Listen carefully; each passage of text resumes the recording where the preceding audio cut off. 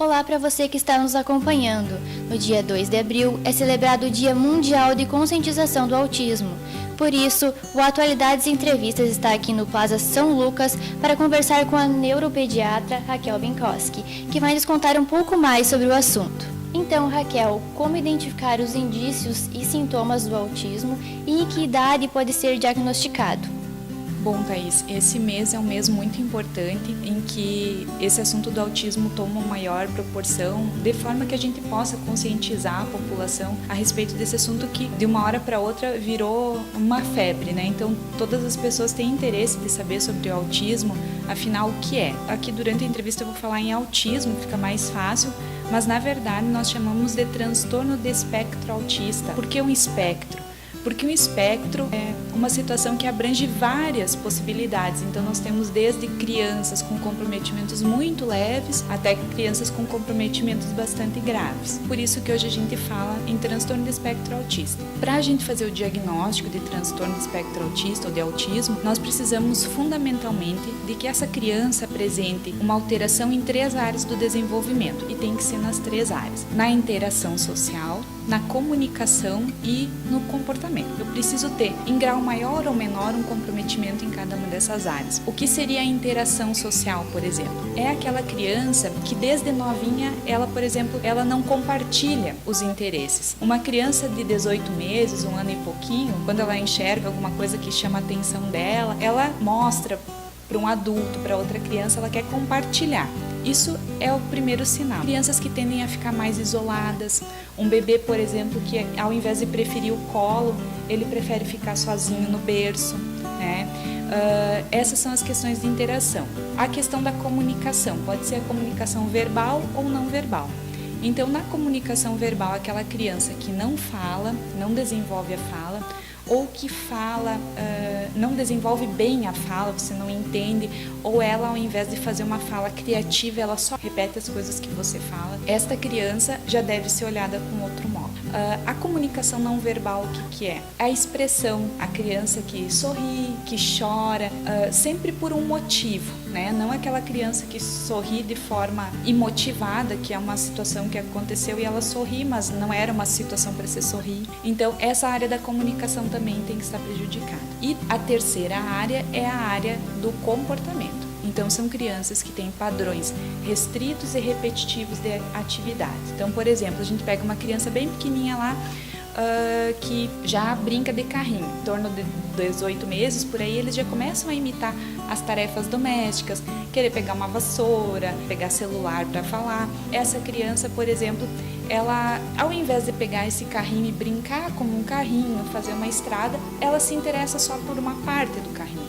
Ela deita, fica mexendo na rodinha, né? Ela não brinca de forma criativa, ela brinca de forma automática. Então não é um comportamento de brincar criativo. Isso chama a atenção. Então, em que idade nós podemos notar? Desde bem pequenos, né? Então, aqueles bebês de 4, 6 meses que a mãe já amamenta, esse bebê é um bebê que olha para a mãe, um bebê que gosta de estar no colo. Então, aquele bebê que parece que ele não gosta muito de estar no colo, ele não te olha muito. E aí, nós vamos evoluindo para a criança maior, a partir dos 12, 18 meses, onde eles têm que adquirir mais habilidades e eles não vão evoluindo nestas 3 áreas. Geralmente, quem nota esses comportamentos? O pediatra, que acompanha mensalmente essa criança no primeiro ano de vida, ou os próprios pais. Então, por que não trazer esta criança para uma avaliação? A gente sabe hoje que quanto antes a gente começar a tratar essas crianças, mesmo que eu não tenha certeza do diagnóstico da autismo, eu posso acompanhar essa criança e eu sei que ela vai ter uma melhora se eu começar precocemente. E a partir do diagnóstico, Raquel, como a família deve proceder? Bom, então a partir do diagnóstico a gente começa uma segunda etapa. Em relação ao diagnóstico, eu gostaria de fazer um parênteses. O diagnóstico de autismo é clínico. Não existe um exame que eu faça com essa criança, uma ressonância, um eletroencefalograma, que vá dar o diagnóstico de autismo. Eu preciso de sinais e sintomas clínicos que ou estão evidentes no momento da consulta ou que muitas vezes os pais trazem para consulta, de forma que se estabelece uma relação muito íntima entre a família e o médico. E a partir daí uma relação de confiança em que os pais precisam se sentir confiantes nesse diagnóstico para que eles prossigam as orientações. Então, o papel do neuropediatra é justamente tentar fazer esses encaminhamentos e meio que coordenar essa equipe, porque o plano para cada criança é individualizado. Então, tem crianças que têm um comprometimento mais na área da fala, outras têm um comprometimento maior no comportamento, e nós vamos encaminhar essa criança para os outros profissionais de acordo com as necessidades dela. Esse é o encaminhamento primeiro da família. Muitas vezes a família necessita de um acompanhamento psicológico. Por quê?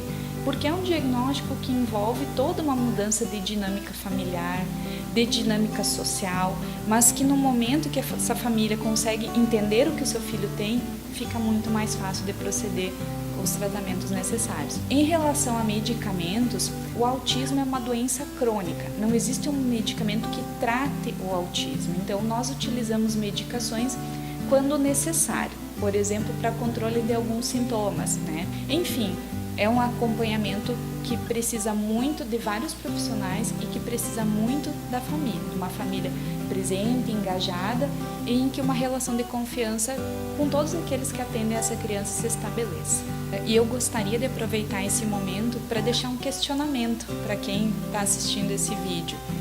O quanto nós sabemos aceitar as diferenças, seja a criança com autismo, seja por outras condições, eles estão na nossa sociedade. O quanto a nossa sociedade, as nossas escolas, quanto nós estamos preparados para lidar com isso. Então, eu acho que esse é um mês de reflexão, para que a gente possa aceitar que ser diferente é normal, como diz a campanha por aí, e que a gente possa tentar entender as dificuldades que passam essas famílias, essas pessoas, e nós possamos acolher eles enquanto sociedade. O Atualidades Entrevistas vai ficando por aqui e nós agradecemos a doutora Raquel pela participação. E você que está nos acompanhando, não esqueça de acessar nossas redes sociais e o portal jornalatualidades.net para ficar por dentro de todas as informações de Três Passos e região. O consultório da doutora Raquel Binkowski está localizado na Avenida Júlio de Castilhos, número 591, na sala 112, no Plaza São Lucas. O telefone para contato é 3522-1522.